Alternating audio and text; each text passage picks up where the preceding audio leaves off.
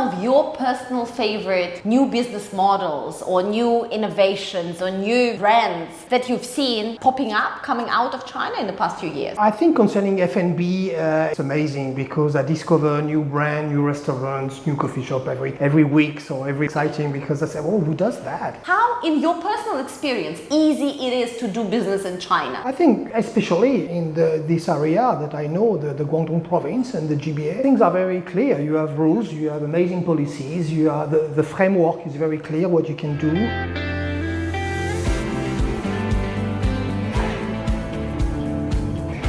Hi guys, welcome to the next episode of Ashley's Digital China. Today I bring you another phenomenal guest, which is Fabien Pacory. He is the old China hand who's done business from toys trade to sourcing to right now a chicken farm and a restaurant business here in Guangzhou. Welcome on the show. So excited to have you. Thank you, very glad to be here. So first of all, let's start with your story. It's a fantastic story. You've arrived to China decades ago. You will tell us how many decades and how have you started and what is happening right now? Yeah, it's been 20 years already. I arrived in 2004 and it was a great adventure, learning about doing import-export trading and then about sourcing and then creating, exporting toys for the German market and the Central Europe market, and also now developing more toys for the store museum for different editions concerning different arts. Estates, and also I am now, as you said, in the food industry, in the food business. I created a farm in Hainan, an organic chicken farm in 2014, so it's exactly 10 years now, and it's a great adventure. What a range of industries! Let's start with immersion into the China market. You have seen evolution over the past 20 years, and a lot of people, when it comes to China today, especially in the West, they feel that China has lost its shine. It's no longer the market to sell, to buy from. It is a very depressed economy. Everything is bad, and maybe at some point it will be interesting again, but these days are far, far away. What's your take? The pre-pandemic, the pandemic, the post-pandemic, where is China now? And how do you see it in the context of those 20 years in business here? China has changed a lot, for sure. Post-pandemic, China is in the middle of a great transformation. For sure, there is nowadays a kind of economic slowdown, but I do think it's quite normal. China has changed. They changed the software, a new operating model, and also because the real estate, for example, was quite important, approximately 30% of the Chinese GDP. And now China is changing to a new operating model, to something new. And it's good. I think they are also going to a service industry. It's a new adaptation, a new transformation, and it's quite important. And I do think that, of course, there is an economic slowdown, but China is full of potential and still plenty of opportunities. Still? Yeah. Today? Definitely. Well, from somebody who's been here for 20 years, it's good to hear. So let's talk also about your primary business where you started with the sourcing, and specifically you were sourcing toys. And Guangzhou, this area is actually all about sourcing, right? So how has sourcing business evolved? Is China still the factor of the world? What are the products that have been produced? What's your view on the quality? China has been a tremendous job concerning product innovation, concerning product development. And China is still, in a way, the factory of the world. But the evolution has been so deep and the improvement has been so high concerning standard, concerning new development, that China is also nowadays a solution provider. So with new technologies, new model management, it's very fascinating, it's very exciting because we can feel that China is also proposing not only just a product from the Canton Fair, but also a new special development for the future. For example, what kind of development? I mean, for concerning future industries, we can see what China is doing concerning quantum computing, concerning life science, biotech, deep sea mining, waste management. And nowadays, every day, in our life concerning smart mobility and smart cities, we can see infrastructure to transportation. China has been doing a great job, yeah. amazing achievements. And has the sourcing, the products, the type of products that are being sourced from China, from Guangzhou here, has it also evolved? Nowadays, it's not as full as before, it's not as packed as before. But we have also a new generation showroom concerning top new product with full of sensors for new domotic or automatization products. So it's plenty of novelty and innovative product, yes. And they are still manufactured in Guangzhou? Yes, in Guangzhou and all around. We have now many in the Guangdong area and also in the GBA, plenty of constellation of new workshops and new lab of research where you can develop your product and improve those products to update, upgrade, and transforming your items and to make them like the brand new one, the top new generation one. And a lot of Chinese manufacturers are right now also going to the global south and even building manufacturing facilities in places like Vietnam and Africa and other spots. So have you seen that migration? Yes, but what China has been doing concerning improving standards is a good thing. It's part of the HQED, high quality economic development. China plans to develop the economy for the best and to the highest level of quality and standard. And of course, we know that some factories have been moving to global south or to emerging countries for cheaper production. But at the end of the day, concerning high-tech development, concerning new sensors, as I just said, new chip, new component, China has still a huge value chain, an amazing supply chain. If you want to do nowadays top-level quality product, you have to be in the Guangdong area. You need to be in South China. Yeah. What about chips? The chips are still that are manufactured domestically, used in only lower grade, right, electronics. So is that a challenge? There are concerns, as you say at the beginning, concerning development, product development. For sure, this place is amazing, it's remarkable because there's plenty of workshop where you can develop your prototype with amazing component. And this, yes, you can do it also with a very high level of testing laboratory, with safety laboratories reaching the highest grade. And concerning sensors, I would say that China now is developing also interesting sensors for low signal. I was actually 6 months ago at the World Sensor Summit in Zhengzhou in Henan province, and I discovered many fascinating new items that actually China is developing concerning new innovative products. But it's on body, in body, or is it for the environment, or all sorts of sensors? All sorts of sensors concerning daily life to medical use, to sustainability, to sustainability. I do believe this is going to change our life. As a foreign business leader, you've relocated here 20 years ago. Have you experienced any specific challenges, something that forced you to change your mindset or to adapt in a way that made you so successful? You have to adapt yourself to the situation and to the market, but also to the country, to the region. For sure, it's competitive. It's a competitive place. It's a competitive market. So for sure, it's challenging. But also, I would say that it's very exciting because it's the best way to challenge yourself and to see what you are capable of, what you can do. But also, what is important is to see how you can adapt and adjust your mental mindset, your entrepreneurial spirit, and how you can evolve to try to find the best of yourself and to. What is your entrepreneurial motto? What is your entrepreneurial spirit? I do think I'm a bit, maybe too much, I would say, proteiform. I would not put all the eggs in the same basket, and I love trying, testing to see what we can do. We are lucky to be in that part of the world because it's possible to create different companies, like some different business unit, and to see the evolution of them and interact together or not. So yeah, it's maybe I'm a bit too proteiform, but I like this idea.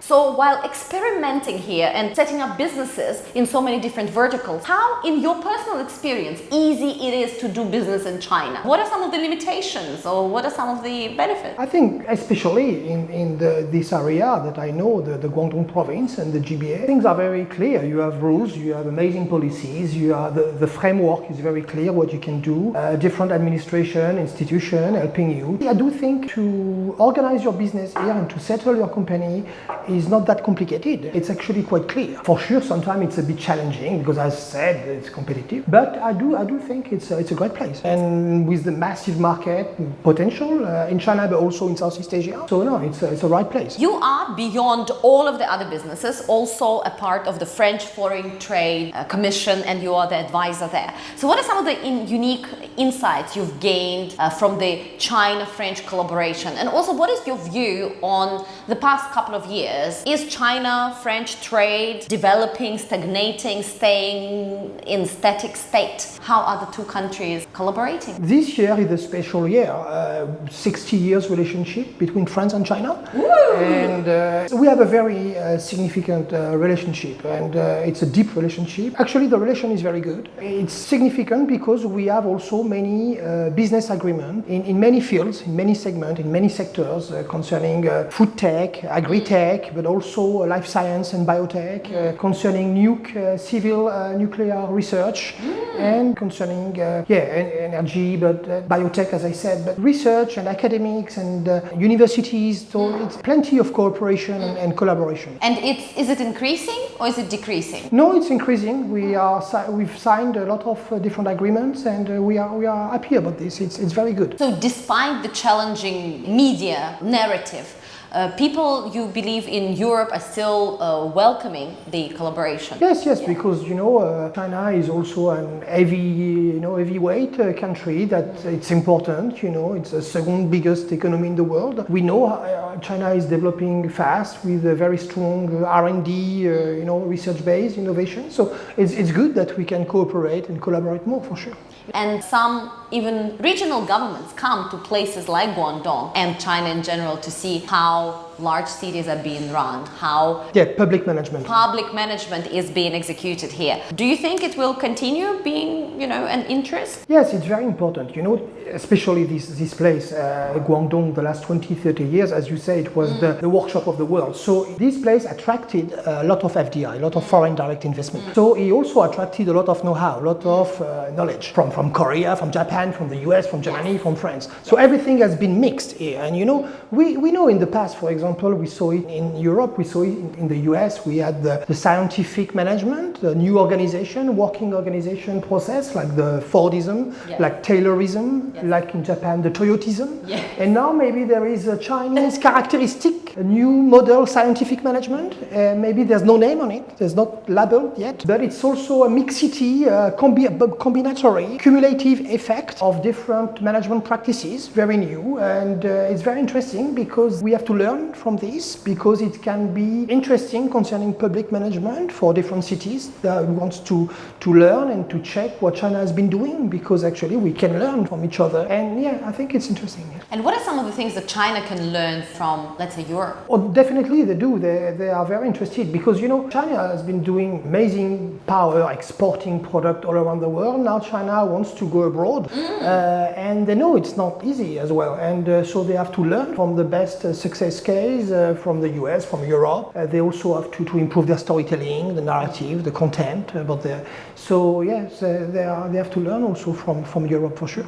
And what about the green initiatives? Because I know that you're also very much involved in the sustainability and green movement when it comes to manufacturing and sustainable development. Do you think that China is very much behind? Is Europe leading? Is the US leading? What can China still learn? I know what China has been doing. I can't compare with others that much, but I know that, for example, in Guangzhou, we have a green exchange market, a carbonation market. China has been doing, now is pushing concerning advanced materials, advanced fiber, new sustainable product in many directions, in many fields, and companies are being involved in this process. And it's a city process, it's a provincial process, it's a central government process, and we have to try our best to be sustainable development goals for 2030. But I would say, when I see the level of involvement of the local government to push into that direction, I'm not sure that everyone is doing that good, because what China is doing in that field is really remarkable. So there's a big push from the local governments that is descending onto businesses, so businesses feel the pressure. Absolutely. And it's real. Absolutely. And they push it down to the consumer as well through the awareness. Absolutely, it's a real top-down management here. And the consumers are responsive? Definitely more and more. I think the new generation of Chinese, they are now being very sensitive about this topic. They are very involved, and as you know, there is also this new movement concerning outdoor activities, and they are concerned. They want to preserve that for the next generation. Absolutely. Right now it's all for the future. Absolutely. That's beautiful. So you've been over the past decades in various businesses, and let's be honest, sourcing and let's say manufacturing management, logistics, product designs is very different from another business that you have that is a lot more in the media space and promotion and porting both Chinese and Western brands here, and then opening up chicken farm in Hainan, later on venturing from just farming into the restaurant business. So there's at least 4 very different business models. What have you learned in each of them that makes a difference, that makes you successful? Is it a transferable skill? Is it just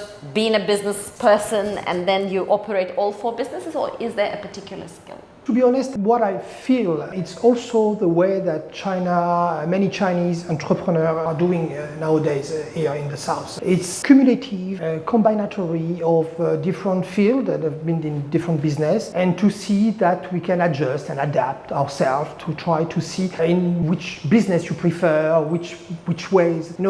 It's exciting, and you have to keep experimentation. Yeah, experimentation. China has been doing this a lot. Testing, trying, upgrading, testing again and again, experimenting, and rehearsal and practices. And it's also a way to keep your finger on the pulse, and to see how you can try to find a good rhythm, a good tempo, to be in the good vibe. What was your biggest setback in business before? Yeah, for sure, the COVID time, the pandemic was not easy. For sure, it was complicated. Even for import-export business, because the logistic prices and supply chain complication and disrupting everything. And for sure, the food business, F&B business was also suffering a lot. So yeah, it was not an easy time. But what helped you overcome it? Because a lot of businesses are dead. Like we were discussing yesterday, in the media, marketing, advertising business, we would say 50 to 60% of smaller companies. We're not talking about somebody who has 500 people, but from 20 to 60 people, a lot of companies died. And yet yours is here. So what helped even in this tough time? We are still very confident about the place, about the location. We are very confident about the region. I do think it's, this place, approximately the area is 1% of the total China size, the country's land. The GDP of that place is approximately 13% of the Chinese GDP. So, yes, there is plenty of opportunities. I'm very confident. And when it comes to the broader economic landscape, China is trying to build a lot of things. So there's a big push towards the consumption, right? The government wants to stimulate the consumption. There's a huge push towards technology and innovation. China wants to become the world's most tech advanced in the new technology space and integrating the technology in real life around the world. So a lot of R&D, a lot of implementation. China wants to become a green garden cities, right, that we're building, a green kind of initiative leader globally. At the same time, we see a slowing economy. We see geopolitical tensions, right? The media is not very kind to China very often. So in this broader economic landscape, how do you personally, as someone on the ground, assess the state of China's economy and the foreseeable future of 3 to 5 years? Is it stagnating? Is it going down? Is it going up? Are we really going to succeed in all those initiatives that we identified as key, or is it probably going to take us a bit longer than planned? I think China has been activating different stimuli, changing different mechanisms. So for sure it takes time, but I think we will see good results soon in the next 2-3 years. Concerning the different initiatives, some people will tell you about techno-solutionism, but I would prefer to talk about techno-optimism, and I can feel that those innovations in our daily life, and we will bring also different possibilities, and will open also new doors. Yeah, as I said before, I'm quite confident. China has been reforming a lot recently, and when you reform, it's allocation of different resources, and just need to find the right time for those adjustment variables. And when it comes to Greater Bay Area, we are in Guangzhou. This is probably one of the most important, top 3 for sure, Chinese special economic, let's call them zones. Do you see real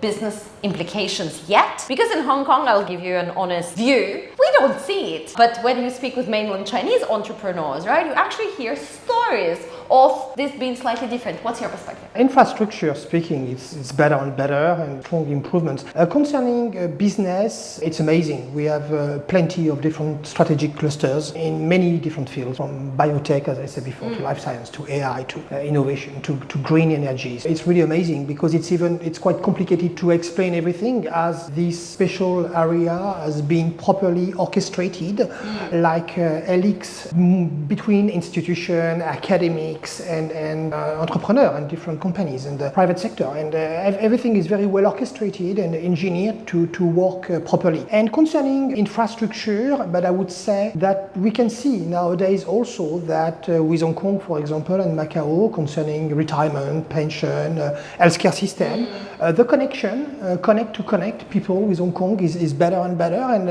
I'm sure in the coming months and years, things will be perfectly orchestrated. Hong Kong is finally off the naughty list. For a while there during the pandemic and just a while before, we were on the naughty list. But finally, we do get a bit of economic push. Well, definitely Hong Kong is waiting for it.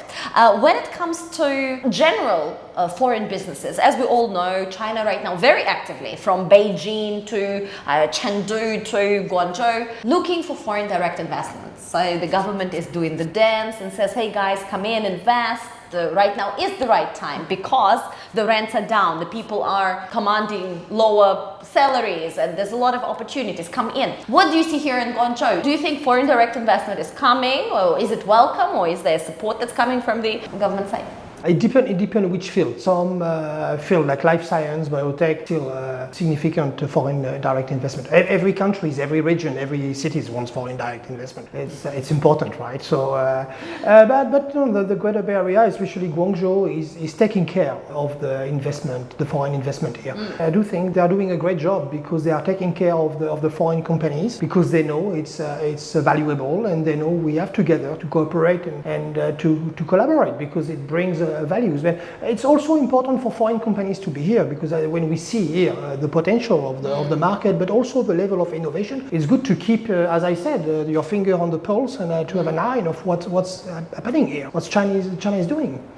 One aspect of Greater Bay Area was always that idea that Hong Kong, for instance, will be a springboard for Chinese companies actually going abroad, and also a way to help, you know, the Greater Bay Area to get even more foreign direct investments through, you know, the legal, let's say, system that is more trusted, let's say, around the world, the common law, etc. So, do we actually have more or fewer Chinese companies going abroad? Yes, China is going abroad, and I would say that it's quite normal. I would say it's also the right time. I think it's good if China can also share their knowledge and their practice, and can develop abroad as everyone is doing. So I do think it's quite normal, but I won't be surprised if also many of those Chinese going abroad will realize that actually the future is also in Asia, and that also they still consider the Asia region like a very important one, because for sure the American market, the North American market, the European market are also very competitive. I do think they will develop more in Asia for the time being. Absolutely, and we're seeing that already here.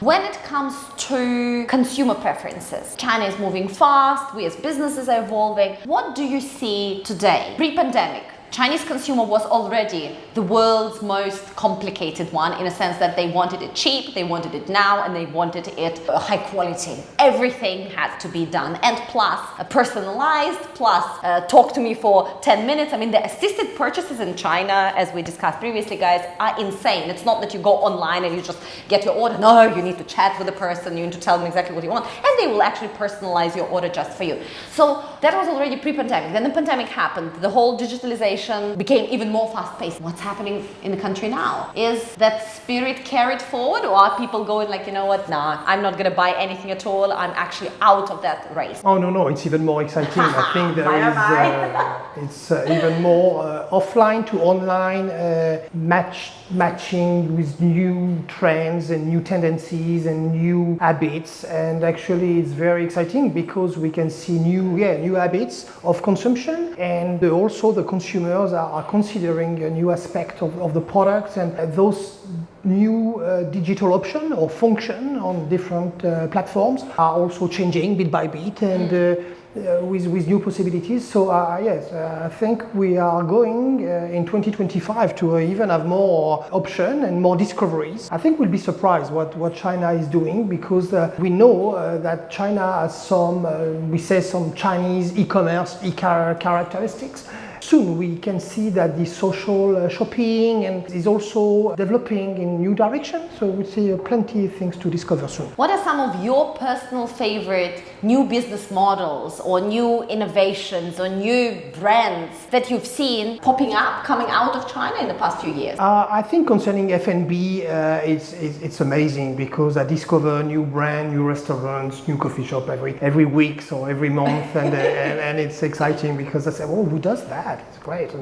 And I can see the new generation of Chinese is very creative, is thinking out of the box and trying to find new ideas and mixing everything from different countries together. And yeah, it's good. And I think here in Guangzhou, it's quite natural. It comes to people quite naturally, because a lot of people in Guangzhou, they have relatives all around the world, from Australia to the US to Europe, and they travel quite a bit. But what is interesting is that here in Guangzhou, we actually do not have a huge long-term expat community. So people do come here twice a year for the huge Canton Fair, and it seems very international, because the Chinese here are rather international and well-traveled and open-minded, but it doesn't have a huge expat community. Why is that? We used to have 20 years ago a huge expat community. Ooh, so it's going down since 20 years. Yeah. What's happened? But I think the foreigner will come back and are coming back bit by bit, for sure. The pandemic was not easy. But yes, as you said, Guangzhou is very well connected to Bangkok, to Jakarta, to Malaysia, to Singapore, to Hong Kong, of course, but also to New York and LA, and plenty of hybridation, of hybrid ideas and businesses. So it's being birthed here, and people are very entrepreneurial, very entrepreneurial. I love this. Some people would say they're a bit aggressive and things, but it's how value is being created also. I don't think it's aggressive. I mean, you go out to the coffee shop or wherever, or even nice, let's say, bar or lounge, and you see people in Toxie, right? They're all in slippers, very chill. And what I find very interesting about Guangzhou is that it's not work and life. It's not just life. And then you work at 10 p.m., but then you also get to the office maybe at 3, and then maybe you're there at 7. It's all about life and doing business, you know, together. What was one book or one, let's call it motto, or the wisdom that supported you in your entrepreneurship journey? Probably Understanding Media of Marshall McLuhan, because nowadays when we can see that digitalization into our life, and it's like an extension of ourselves, and many possibilities here now with this new hybrid world, this hybridation in e-commerce and stuff, and in our daily life. Yes, I think Understanding Media of Marshall McLuhan was an important book. Understanding media, and right now the media itself is changing as well. Previously we had devices, we had social media, we had all that going on. Going forward, we are gonna live in a next level of reality, right? With all the completely different devices, wear-ons, immersive spaces, 6Gs. So the device and also this kind of metaverse, or let's call it extended reality environment, is going to change and bring more opportunities and the jobs that we cannot even think of today. So it's a very exciting new world. Yay! Thank you so very much for sharing all your insights. Guys, do connect with Fabien on LinkedIn if you're looking for, once again, tons of businesses. First of all, there's a sourcing company with focus on toys. There's a media business. There's also a chicken farm. Yes, guys, farming chickens in Hainan, and then building a restaurant business. Thank you so very much. Thank you very much. Stay tuned for more Ashley's Digital China episode to come.